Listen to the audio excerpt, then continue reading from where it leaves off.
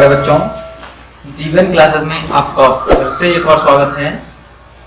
हम इस नई वीडियो के साथ मैं आपका अपना सर अंकित कुमार नागर एक बार से फिर आपका स्वागत करता हूं। तो देखिए, आज हम अपनी 12th की केमिस्ट्री शुरू करने जा रहे हैं, जिसमें हम पाठ 5 का पृष्ठ रसायन का अध्ययन करेंगे। देखिए, मैं इसमें आपकी जैसे बायोलॉजी में होने वाली कुछ गलतियों के सुधार फलस्वरूप आपकी आने वाली वीडियो में इन बातों को ध्यान से रखकर चलूंगा। तो देखिए, हम एक नई शुरुआत के साथ फिर दोबारा से करते हैं। कृपया ध्यान से पढ़ें और ज्यादा से ज्यादा इसका लाभ उठाएं। देखिए, वैसे आपकी प्रत्यक्ष कक्षाओं में सरफेस रसायन के कुछ टॉपिक्स करा ही गए हैं, लेकिन फिर भी क्या होता है, बिना बेसिक्स या हम मान लीजिए आधी अधूरी शुरुआत करें तो उसका कोई फायदा नहीं होने वाला है। क्योंकि यदि किसी सतह की गर्द में नहीं जाया जाएगा तो कैसे पता चलेगा कि उसकी गर्द की प्रकृति कैसी है या उसकी नीचे वाली जो भूमि है वह कैसी है। तो इसलिए हम इसकी गर्द से थोड़ा थोड़ा उनका अध्ययन करके फिर दोबारा से अपनी जो स्टडी उसको स्टडी को प्रॉपर रूप से जारी रखेंगे। तो देखिए बच्चों, पृष्ठ रसायन सबसे पहले समझेंगे। पृष्ठ रसायन क्या होता है, आपको थोड़ा ध्यान से सुने, क्योंकि आपके लिए मैं हर एक बात को थोड़ा सा महत्वपूर्ण रूप से वर्णित करके चलूंगा। तो देखिए, रसायन विज्ञान की वह शाखा क्या है, पृष्ठ रसायन। रसायन विज्ञान की वह शाखा जिसके अंतर्गत या अंतरापृष्ठ पर दो स्थूल प्रावस्थाओं, दो स्थूल मतलब आपने दो प्रकार के पदार्थ ले रखे हैं, उनकी प्रावस्थाओं की सीमा पर होने वाली परिघटना, अर्थात आपने दो मान लीजिए ठोस, क्या लिया आपने, ठोस या द्रव, दो प्रकार के आपको मिक्स कर रहे हैं। क्योंकि हम भाई इस मिक्स से नए प्रकार के पदार्थों का निर्माण करते हैं, तो एक तरीके से उनकी प्रावस्था, जो उनके बीच के मिलने वाली प्रावस्थाएं, जो उनकी पहले से अवस्थाएं थी, अब मिलने के बाद क्या अवस्थाएं बन के आएंगी, तो उसकी जो बीच की कड़ी होगी उसी का अध्ययन हम अपनी पृष्ठ रसायन के अंतर्गत चलते हैं। क्योंकि पृष्ठ रसायनों पर ही जो प्रावस्थाओं की क्रिया होती है वह संपन्न होती है। तो जरा ध्यान से सुनिए, पृष्ठ रसायन जरा दोबारा से सुनेंगे आप। रसायन विज्ञान की वह शाखा जिसके अंतर्गत सतह या अंतरापृष्ठ पर स्थित दो सीमाओं पर होने वाली, दो स्थूल प्रावस्थाओं की सीमाओं पर होने वाली परिघटना का अध्ययन किया जाता है।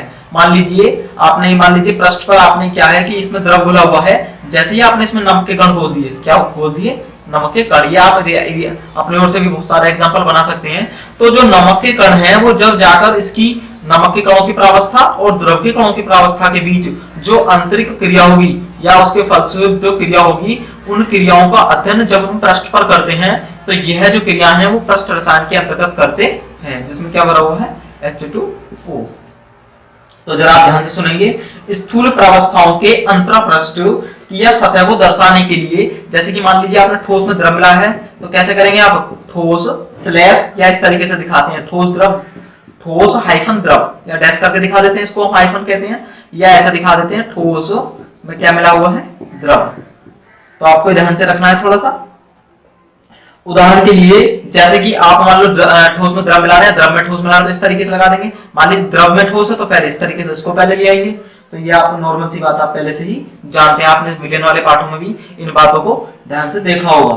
ठीक है, क्या होता है, पूर्ण मिश्रिता के कारण गैसों के मध्य कोई भी अंतरापृष्ठ नहीं होता। गैस क्या होती है, गैसों के मध्य कोई भी मतलब प्रावस्था होती नहीं है, वो एक दूसरे से मिलाएंगे तो उनकी कोई पृष्ठ पर आंतरिक क्रिया होती नहीं है, और वो एकदम से क्रिया करके क्या कर लेते हैं, वो सीधी सी उनके अंदर जो मिश्रणता वो खत्म हो जाती है, अर्थात उनके अंदर पृष्ठ रसायन पर कोई भी पूर्व अवस्था की क्रिया नहीं होती है। तो इस अवस्था के कारण हम इनकी पृष्ठ जो गैस और गैस की हैं उनकी पृष्ठ अवस्थाओं को कोई भी अध्ययन नहीं करते हैं। जबकि पृष्ठ रसायनों में मुख्यतः हमें जो है शुद्ध यौगिकों व विलयनों की, अर्थात क्या होता है, जो शुद्ध यौगिक होते हैं, शुद्ध यौगिक क्या है भाई आप जानते हैं, जैसे कि द्रव हो गया, जैसे कि जल हो गया, या NaCl हो गया। शुद्ध यौगिक अर्थात जिनकी जो सामान्य अवस्था है वो हमको पूर्ण रूप से ज्ञात हो। तो जैसे कि मान लो NaCl ले रहे हैं, H2O ले रहे हैं, ये सब क्या है, हमारे शुद्ध यौगिक हैं। इसके अलावा विलयन अर्थात आपके सामने कोई एक शुद्ध विलयन है, उनकी प्रावस्थाओं में जब आप मिलाते हैं उनको, तो उनके पीछे जिस प्रकार से पृष्ठ रसायनों पर क्रिया होती है, उन्हीं का अध्ययन मुख्य रूप से हम अपनी पृष्ठ रसायन के अंतर्गत करते हैं। देखिए, पृष्ठ रसायन को आप जितना ज्यादा समझेंगे, आने वाली और हेडिंग्स जो होंगी, जो टॉपिक होंगे, वो आपके आसानी से क्लियर होते चले जाएंगे। ठीक है, अंतःपृष्ठ की जो मोटाई है वह बहुधा कुछ अणुओं तक सीमित होती है, अर्थात जो अंतरा पृष्ठ रहता है हमारा, जिस अंतरा पृष्ठ पर क्रिया हो रही है वह कुछ अणुओं तक के लिए सीमित होती है, अर्थात जो अणु क्रिया करेंगे वह एक निश्चित समय तक, एक निश्चित लिमिट तक ही उसके लिए सीमित होती है, परंतु उसका क्षेत्रफल स्थूल प्रावस्थाओं के कणों पर निर्भर नहीं करता। अर्थात जिस प्रकार से NaCl यानी कि जो विलयन है या शुद्ध यौगिक है उनके कणों पर इसका कोई भी निश्चित प्रभाव नहीं होता है। अतः पृष्ठ विज्ञान की महत्वपूर्ण शाखा है, क्या है पृष्ठ विज्ञान, पृष्ठ रसायन रसायन विज्ञान की महत्वपूर्ण शाखा है, क्योंकि हम बहुत सारे यौगिकों का निर्माण करते हैं, बहुत सारी अपनी रासायनिक अभिक्रियाएं करते हैं, तो उनमें पृष्ठ रसायन का एक बहुत महत्वपूर्ण योगदान होता है, क्योंकि बहुत सारे यौगिकों की जो क्रियाविधि होती है, मान लो आप नए प्रकार के यौगिक, नए प्रकार के विलयन, नए प्रकार के अन्य प्रकार के पदार्थों का निर्माण करते हैं, तो वो वास्तव में कहां पर बनते हैं, पृष्ठ पर भी उनका निर्माण होता है। तो ऐसी स्थिति में पृष्ठ रसायन हमारे लिए बहुत ज्यादा महत्वपूर्ण हो जाती है। तो देखिए क्या होता है, जैसे आपने घटना का नाम सुना होगा संक्षारण, जैसे लोहे पर जंग का लगना, बहुत आसानी से सुना होगा आपने, संक्षारण आप जानते हैं।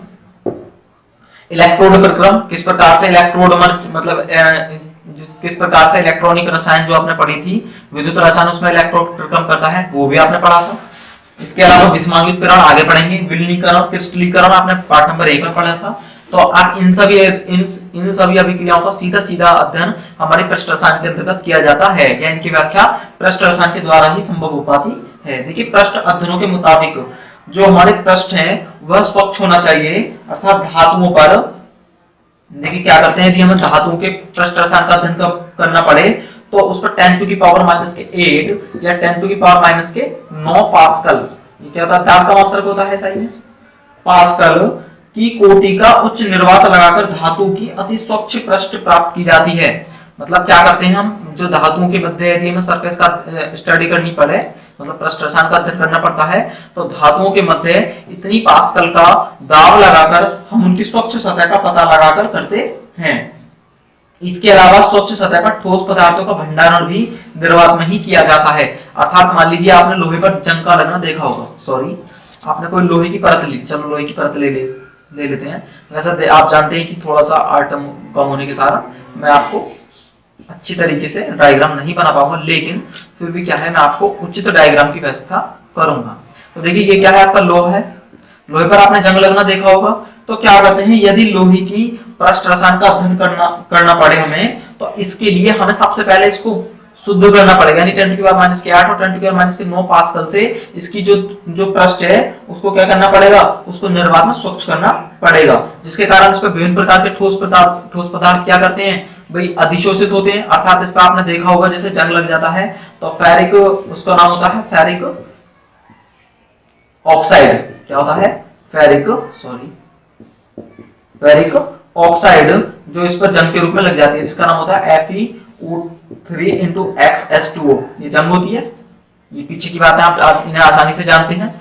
तो कि ये मतलब जो संक्षारण है उसकी व्याख्या भी हम किससे कर रहे हैं, पृष्ठ रसायन से कर रहे हैं। तो देखिए पृष्ठ रसायन के सबसे महत्वपूर्ण पदों में आता है अधिशोषण।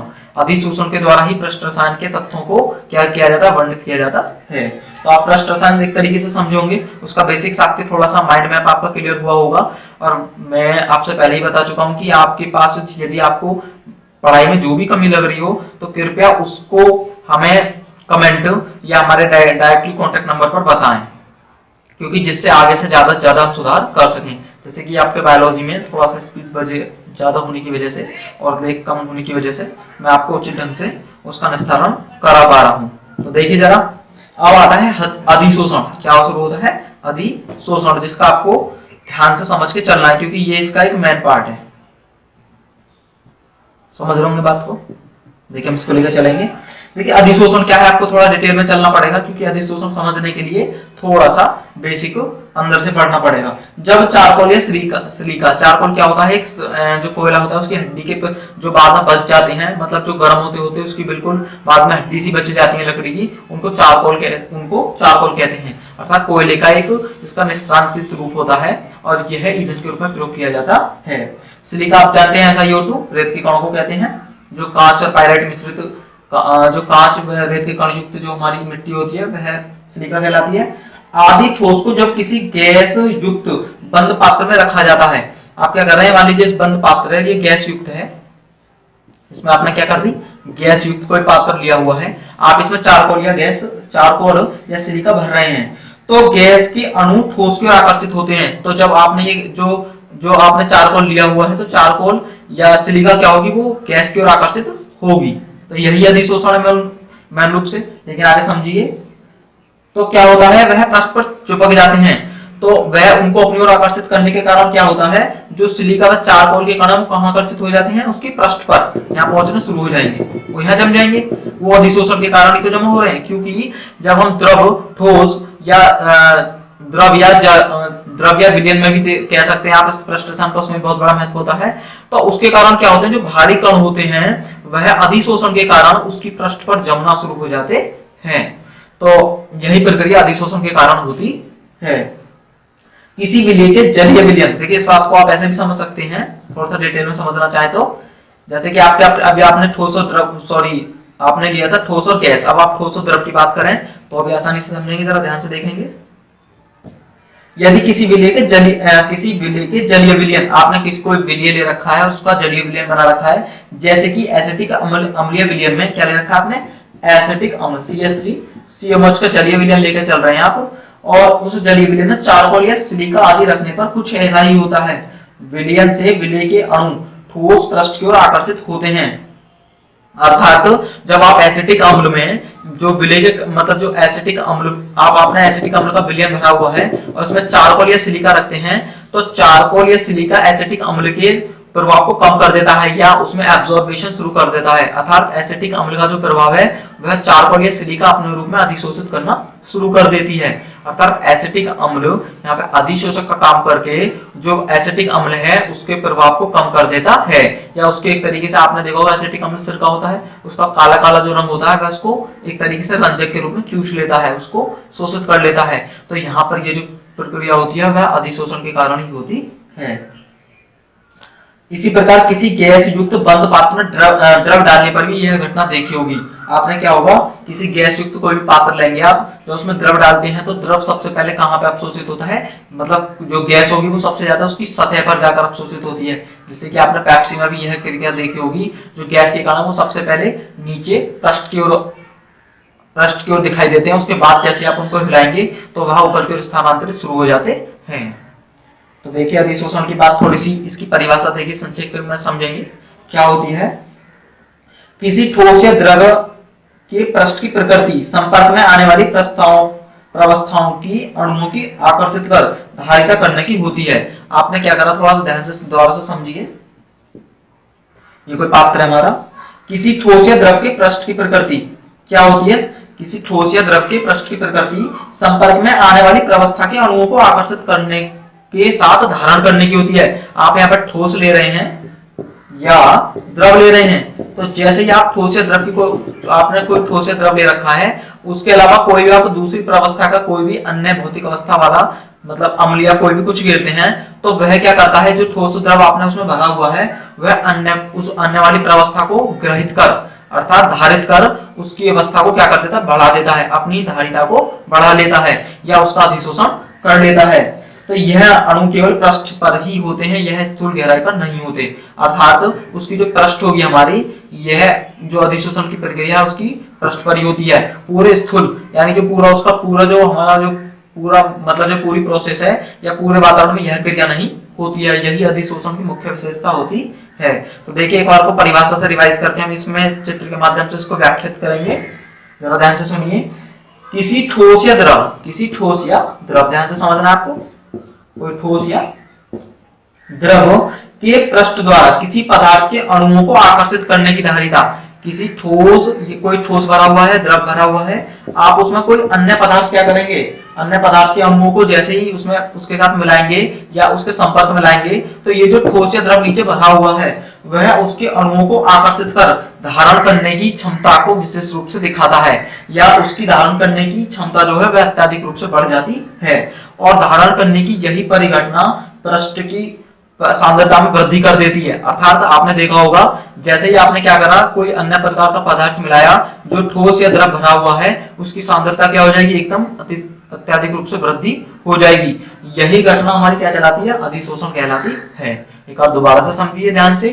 यदि किसी ठोस यदि किसी ठोस यदि किसी ठोस या द्रव की पृष्ठ पर आप अन्य प्रकार के पदार्थ को लाकर या आकर्षित करते हैं तो उसकी धारिता क्या बढ़ जाती है, अर्थात यह ठोस या द्रव क्या करता है, उसको धारण कर लेता है और अपनी सांद्रता को अत्यधिक रूप से बढ़ा लेता है, अर्थात जो उसकी सांद्रता पहले से थी वह बढ़ जाती है। क्यों?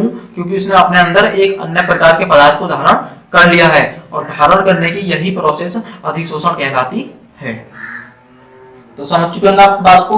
देखिए थोड़ा सा टिपिकल टॉपिक है, लेकिन फिर भी मैं ज्यादा से ज्यादा कोशिश ये कर रहा हूं कि आपको वर्णित करके इसको आसान भाषा में समझा सकूं।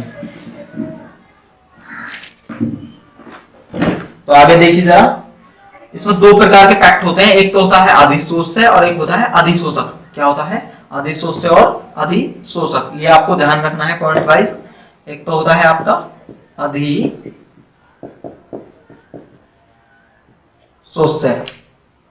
और एक होता है अधिशोषक। क्या होता है दूसरा पॉइंट? अधिशोषक। देखिए इसमें दो चीजों की बहुत अधिशोषण को दो पदों में व्यक्त करते हैं, जैसे कि विलयन के दो पद क्या बताए थे हमने आपको, एक तो विलय और विलायक। ऐसे ही हमारे अधिशोषण के दो पद होते हैं, अधिशोष्य और अधिशोषक। तो देखिए अधिशोष्य क्या होता है?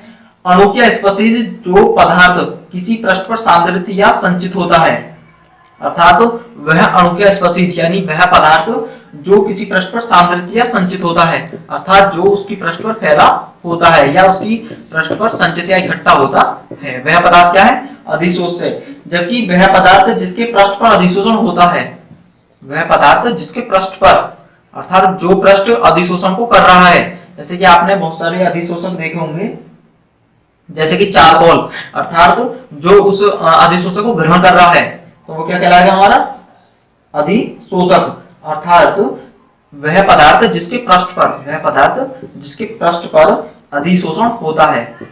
देखो इसको आप एग्जांपल से समझेंगे आसानी से, क्योंकि अधिशोष्य और अधिशोषण में व्यापक तौर पे जो मतलब अंतर आप अपने दिमाग में स्पष्ट नहीं कर पाते हैं, तो आप इनको उदाहरण से याद रखिए, क्योंकि मैंने आपको कई बार बताया है कि क्या नाम है, एग्जाम्पल से ही हम अपनी परिभाषा को या अपनी जो थ्योरी है उसको आसानी से याद रख सकते हैं। अर्थात किसी भी परिभाषा या किसी भी जो हमारी जो टॉपिक मिला हुआ है उस सिद्धांत को आप उसके जो एक सिद्धांत की प्रक्रिया ले लीजिए, एक उदाहरण उठा लीजिए और उस पर अप्लाई कीजिए। अप्लाई के द्वारा आप आसानी से समझ सकते हैं, या आपको लंबे समय तक याद रखने की यही एक विधि मात्र होती है।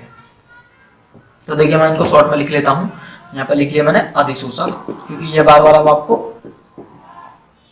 अधिशोषक और ये हो गया आपका अधिशोष्य। तो देखिए ये होता है अधिशोष्य। क्या होता है अभी आपको बताया था, जिसकी पृष्ठ वह पदार्थ जो पृष्ठ पर सांद्रित या संचित होता है, जो पृष्ठ पर फैला रहता है, तो पृष्ठ पर सांद्रित या संचित होता है, जो मतलब जिसका अधिशोषण होता है। और अधिशोषण जो करता है, अर्थात जिसके वह पदार्थ जिसके पृष्ठ पर वह पदार्थ जिसके पृष्ठ पर अधिशोषण होता है, पृष्ठ पर जिसका अधिशोषण होता है, वह क्या कहलाता है? सॉरी गलती हो गई क्योंकि हमने उल्टा लिखा हुआ है, सॉरी, इसके लिए दोबारा लिखेंगे। देखिए अधिशोषक क्या होता है? जिसके पृष्ठ पर अधिशोषण होता है, उसके पृष्ठ पर अधिशोषण होता है, उसके पृष्ठ पर अधिशोषण होता है, और जो पृष्ठ पर संचित या सांद्रित रहता है, एक ही बात है, संचित या सांद्रित होता है, वो क्या कहलाता है? अधिशोष्य। तो देखिए आप बात आएंगे कि एक हम अपने यहाँ पर वो उठाएंगे, एग्जांपल उठाएंगे और उनकी सहायता से इनको क्लियर करेंगे। सूक्ष्म विभाजित ठोस या संरंध्र पदार्थ, संरंध्र मतलब थोड़े से जिनमें रंध्र पाए जाते हैं, वो छोटे छोटे रंध्र पाए जाते हो, अपने रंध्रों को बायोलॉजी में आसानी से पढ़ा होगा। तो जैसे कि चारकोल, अभी मैंने आपको बताया था चारकोल एक कोयले की जो बची हुई अपशिष्ट रूप है उसको चारकोल कहते हैं। सिलिका, जेल, एल्यूमिना या मिट्टी, ये क्या है? अच्छे अधिशोषक हैं। ये क्या है? चारकोल, सिलिका और एल्यूमिनियम का एक होता है एस्क, और मिट्टी, आपने देखा होगा मिट्टी क्या करती है? मिट्टी आप यदि किसी चीज को उसमें घेरते हैं तो वह भी क्या कर लेती है? अधिशोष्य का, जो भी आप उसमें घेरेंगे उसका आसानी से अधिशोषण कर लेती है। तो ये क्या है, अच्छे प्रकार के अधिशोषक हैं। इनके अत्यधिक पृष्ठीय क्षेत्रफल के कारण होता है, क्योंकि ये इनका पृष्ठ अत्यधिक बड़ा होता है, ये आसानी से फैल जाते हैं पृष्ठ में और आसानी से अच्छी तरीके से अधिशोषण की प्रक्रिया को करते हैं। तो देखिए कुछ अधिशोषण के उदाहरण हैं, जैसे कि जब चूर्णित चारकोल में बंद पात्र में आपने क्या करा हुआ है, कोई आपने क्या किया है, कोई चूर्णित आप चारकोल ले रहे हैं, यहाँ पे आपने चूर्णित चारकोल भरा हुआ, चूर्णित का मतलब है चूर्ण के रूप में पिसा हुआ चारकोल आपने लिया हुआ है, चूर्णित चारकोल। तो चूर्णित चारकोल में जब आप क्या करते हैं, O2, H2 या CO, oxygen, hydrogen, carbon monoxide या क्लोरीन आदि गैसें लेते हैं, जब अपने यहाँ पे क्या ये हम यहाँ पे चूर्णित चारकोल ले रहे हैं, तो चूर्णित चारकोल आप समझ गए होंगे आसानी से, चूर्णित चारकोल मतलब उसका चूर्ण बनाया गया है। तो जब इसमें आप अब इन गैसों को डालते हैं, बंद पात्र में इन गैसों को डालते हैं, तो गैस का दाब घट जाता है। क्यों घट जाता है, क्योंकि उनका अवशोषण हो जाता है। यहाँ पे चारकोल क्या करती है, वहां पे अधिशोषक का कार्य कर लेती है, अर्थात जिसका अधिशोषण हो रहा है, अब वह क्या कहलाता है, पृष्ठ पर जिसका अधिशोषक का कार्य कर रहा है, जिसमें शोषण हो रहा है, तो वहां पे वो क्या है, चारकोल क्या है, अधिशोषक।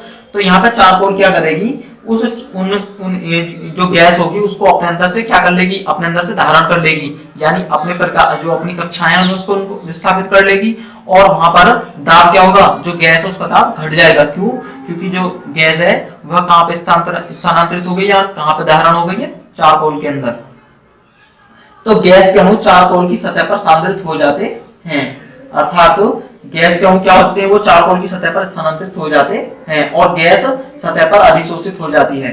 तो यहाँ पर जो पड़ी हुई चारकोल है वो क्या करेगी, वह गैस को गैस को क्या कर लेगी, यहाँ पर सांद्रित हो जाती है, अर्थात गैस कहां पर सांद्रित हो जाती है, चारकोल में, और उसकी सतह पर क्या हो जाती है, वह अधिशोषित हो जाती है। तो पूरी गैस है वो एक तरीके से हमें पृष्ठ पर दिखाई देनी लगेगी। तो यहाँ पे चारकोल क्या हो जाएगा, अधिशोषक, और जिसका अधिशोषण हुआ है उसके पृष्ठ पर चारकोल ने जिसको क्या कर लिया है, एक तरीके से उसको अधिशोषित कर लिया है, तो वह कहलाएगा अधिशोषक। तो यहाँ पे जो गैस होंगी हमारी H2, O2, CO, Cl2, hydrogen, oxygen, carbon monoxide और क्लोरीन, इनका क्या हो रहा है, अधिशोषण हुआ है। तो जिनका अधिशोषण हो रहा है, जो पृष्ठ पर सांद्रित फैलेंगी बाद में, अर्थात जो बाद में क्या हो जाएंगी, जिनका अधिशोषण होगा वो क्या कहलाएगा, अधिशोषक। और जो अधिशोषक कर रहा है, तो यहाँ पे चारकोल ने इसका अधिशोषण करा, तो यह कहलाएगा यहाँ पे अधिशोषक। तो आप आसानी से इनको समझ चुके होंगे। देखिए यहाँ पे एक पद विशोषण भी होता है, जो आपको समझना बहुत ही ज्यादा जरूरी है।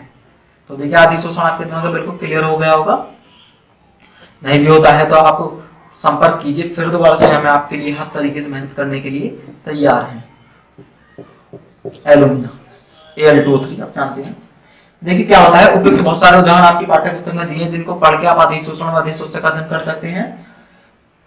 जब कोई ठोस पृष्ठ गैस या द्रव के अणुओं को अधिशोषण के कारण बांधे रखती है, अर्थात किसी ठोस पृष्ठ पर गैस या द्रव के अणु किसके कारण बंधे रहते हैं, अधिशोषण के कारण। क्यों, क्योंकि जो ठोस सतह है, जो जिसकी ठोस सतह बनी हुई है, वह क्या है, अधिशोषक है। तो अधिशोषक क्या करती है, उनको बांधे रखती है, अर्थात उनके मध्य एक आकर्षण बल कार्य करके आसानी से उनको अपनी सतह पर बांधे रखता है। इसी के कारण विभिन्न प्रकार की अवस्थाओं के पदार्थ जो है आपस में बंधे रहते हैं। किसी अधिशोषित पदार्थ को उस पृष्ठ से हटाना, किसी अधिशोषित पदार्थ को उस पृष्ठ से हटाना जहां पर वह अधिशोषित है, विशोषण कहलाता है। अब मान लीजिए हम इसे उदाहरण को ही लेते हैं, जो अभी आप पढ़ के चले। मान लीजिए आपने जो गैसें ले रखी हैं, आपको दोबारा से चारकोल जो सांद्रित हो गई थी, जिसमें अधिशोषण हो गया था, आप पुनः उनको हटाना चाहते हैं वहां से, तो यह जो हटाने की प्रोसेस होगी वह अधिशोषण, वह विशोषण कहलाती है। क्या कहलाती है, विशोषण कहलाती है। अधिशोषित पदार्थ को ताप बढ़ाकर या दाब के द्वारा घटाया जा सकता है। इसका ताप बढ़ाएंगे, दाब के द्वारा से हम क्या कर सकते हैं, अधिशोषित पदार्थ को हटाया जा सकता है, यानी विशोषण को कराया जा सकता है। भाई तो अधिशोषण का जस्ट उल्टा क्या हो गया, विशोषण। तो धातु की सतहों पर गैसों का अधिशोषण अधिधारण कहलाता है। जो धातुएं होती है, जब उनके साथ आप किसी गैस की अभिक्रिया कर रहे होते हैं, तो धातुओं की सतह पर गैस का अधिधारण होता है, यानी अत्यधिक रूप से उनके धारण करने की क्षमता बढ़ जाती है, जिसको अधिधारण कहते हैं। तो प्यारे बच्चों, एक नई हेडिंग के साथ फिर दोबारा से हाजिर। देखिए नई हेडिंग है आपकी अधिशोषण व अपशोषण। देखिए ये भी आपके विशेष तौर पर समझने योग्य है, क्योंकि मैंने आपको बताया था जब तक आप इनकी बेसिक बातों को नहीं जानेंगे आने वाले पार्ट में आप आसानी से अध्ययन नहीं कर पाएंगे। लेकिन इनको हम लेकर चलेंगे जब तक हमारी यह हेडिंग खत्म नहीं हो जाती है। अधिशोषण,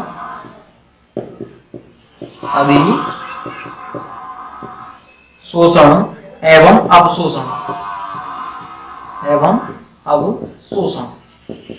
देखिए मैंने आपको बताया था किसी भी चीज को एग्जांपल से क्लियर करते हैं केमिस्ट्री के अंदर ज्यादातर, या केमिस्ट्री नहीं, आप किसी भी विशेष विज्ञान या शास्त्र के अंतर्गत किसी एग्जांपल या सिद्धांत को उठा लीजिए और उस एग्जांपल या सिद्धांत पर उसको विचार या चिंतन करके देखिए, आपकी सही में आसानी से आ जाएगा। यही एक विशेष प्रकार का समझने का तरीका होता है।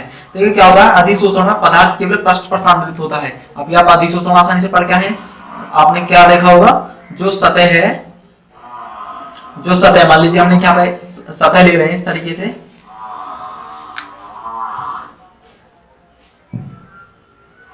दोबारा से लिखेंगे इसको,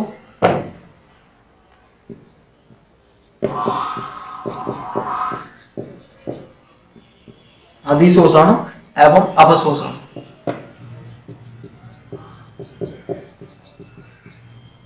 देखिए यहाँ पर हमने कोई पात्र लिया हुआ है, इस पात्र में आसानी से उन घटनाओं को समझेंगे।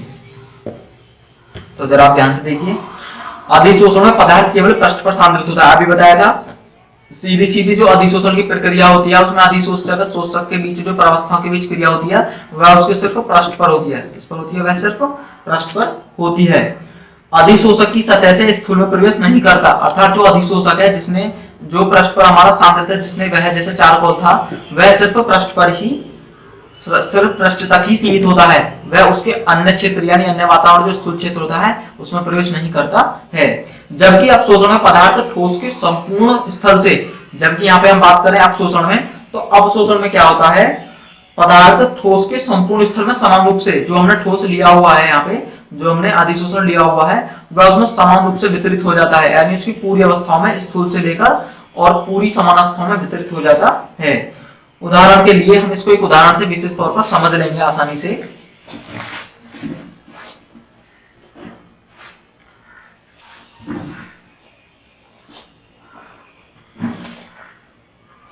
देखिए जरा ध्यान से समझिए, जब एक चाक को स्याही में डुबाया जाता है, जब आपने एक चाक देखी होगी, चाक मतलब जो चौक आप लिखते हैं बोर्ड पर, उसको स्याही में डुबोते हैं तो चाक की सतह रंजक अणुओं, अर्थात देखिए इसमें हम इस प्रोसेस को करके देखेंगे, अधिशोषण और अवशोषण को डाल के हम क्या करते हैं, जब एक चाक को स्याही में डुबोया जाता है, एक चाक ले ली हमने, कोई मतलब हम इस तरीके से चाक को लेते हैं और वो स्याही भरी हुई है वहां पे, उसमें जब उसको डुबोते हैं तो चाक की सतह पर रंजक अणुओं के अधिशोषण के कारण स्याही का रंग धारण हो जाता है। अर्थात तो सिर्फ जो चौक है उसकी जो परत होगी, बाहरी परत, यानी जो चौक लिया हुआ है हमने इस तरीके से, उसकी सिर्फ परत ही रंजक अणुओं से ग्रसित होती है, ग्रसित हो जाती है। अर्थात सिर्फ जो पृष्ठीय घटना के कारण यानी पृष्ठीय रसायन के कारण जो हम अधिक प्रावस्थाएं हैं उसमें सिर्फ अधिशोषण और शोषण के बीच सिर्फ पृष्ठ पर ही घटना, सिर्फ पृष्ठ पर ही यह आंतरिक क्रियाएं होती हैं। जबकि अब जब आप अंदर से चौक को तोड़कर देखेंगे तो उसके अंदर सिर्फ जो चौक का रंग होगा वो सफेद निकलकर आता है, क्योंकि इससे स्पष्ट होता है कि अधिशोषण जो होता है वह सिर्फ पृष्ठ तक ही सीमित होता है। तो केवल स्याही का विलायक, जो स्याही है, जो हम जिस स्याही में उस चाक को डुबो रहे हैं, तो स्याही के अधिशोषण के कारण स्याही का रंग धारण कर लेती है, अर्थात उसकी परत जो है स्याही का रंग धारण कर लेगी जैसे ही आप उसको उसमें डुबोते हैं। केवल स्याही का विलायक अवशोषण के कारण चाक के अंदर तक चला जाता है, अर्थात चाक को तोड़ने पर यह अंदर से सफेद निकलती है। तो क्या होता है यहाँ पे, अब अवशोषण के कारण क्या होता है कि जो उसकी जो परत है चाक की सतह पर रंजक अणुओं के अधिशोषण के कारण स्याही का रंग धारण कर लेती है। तो जो पूरी परत है उसको क्या कर लेती है, वो पूरी परत है जो उसको एब्जॉर्ब कर लेगी। यदि अवशोषण की बात करें तो सिर्फ परत तक, यदि अधिशोषण की बात यहाँ पर करी जाए तो अधिशोषण के तौर पर देखा जाए तो सिर्फ और सिर्फ उसकी परत ही उसको स्पष्ट करती है। लेकिन जैसे हम पूरी चाक को स्पष्ट करते हैं तो वह पूरी चाक रंग में क्या हो जाएगी, जैसे जैसे ज्यादा देर तक हम अधिशोषण करेंगे तो अधिशोषण किस में कन्वर्ट हो रहा है यहाँ पे, अवशोषण में। अर्थात कुछ स्थिति तक आप डुबो के देखते हैं तो वो क्या करती है, सिर्फ उसकी परत हमारी रंगीन दिखाई देती है, लेकिन ज्यादा देर तक जब उसके विलायक में डुबो के रखते हैं तो अवशोषण के कारण चाक के अंदर तक चला जाता है और यह चाक को तोड़ने पर अंदर से सफेद निकलती है। जल वाष्प का उदाहरण लेकर अधिशोषण में अपशोषण में आसानी से भेद किया जा सकता है। जल वाष्प शुष्क कैल्शियम क्लोराइड के द्वारा अपशोषित होती है, जबकि सिलिका जेल द्वारा अधिशोषित होती है। अर्थात जब जल वाष्प को आप शुष्क कैल्शियम क्लोराइड के साथ क्रिया करेंगे तो वह पूरे में अपशोषित हो जाती है, अर्थात वह पूरे में फैल जाती है। जबकि सिलिका जेल क्या करती है, सिर्फ अधिशोषित करती है। जल वाष्प क्या करती है, सिर्फ परत परत तक उसको अधिशोषित करेगी। यानी जब बात परत तक सीमित हो तो वह कहलाएगी अधिशोषण, और पूरे पूरे स्थूल में उसका प्रभाव रहेगा। पूरे स्थूल में जब क्या करेगी, वह क्रिया करेगी तो वह कहलाएगी अवशोषण। जबकि सिलिका जेल द्वारा, दूसरे शब्दों में अधिशोषण, अधिशोषक की सांद्रता केवल अधिशोषक की पृष्ठ तक बढ़ती है। अर्थात अधिशोषण में क्या होता है, मान लीजिए अधिशोषण में जो प्रोसेस आप दोबारा से समझें, तो अधिशोषण में जो अधिशोषक की सांद्रता है, जो अधिशोषण में अधिशोषक की सांद्रता केवल अधिशोषक की पृष्ठ पर बढ़ती है। जो अधिशोष्य है, जो आपने लिया हुआ है अधिशोष्य, वो उसके पृष्ठ पर जो अधिशोषक फैला हुआ है जैसे कि चारकोल, वहीं तक बढ़ती है। जबकि अवशोषण में सांद्रता ठोस के संपूर्ण उसमें बढ़ जाती है। अर्थात अवशोषण में क्या होता है, जो आपने अधिशोष्य लिया हुआ है उसकी सांद्रता पूरे माध्यम में, जहां तक उसका पात्र जहां तक भरा हुआ है, वह उसके पूरे में फैल जाती है। तो सिर्फ पृष्ठ तक जो अधिशोष्य की सांद्रता बढ़ेगी वह कहलाएगा अधिशोषण, और पूरे पृष्ठ स्थूल अर्थात पूरे वातावरण जहां तक वह क्रिया हो रही है वहां तक फैलेगा तो वह कहलाएगा अवशोषण। जैसे कि आपको डायग्राम दिया हुआ होगा,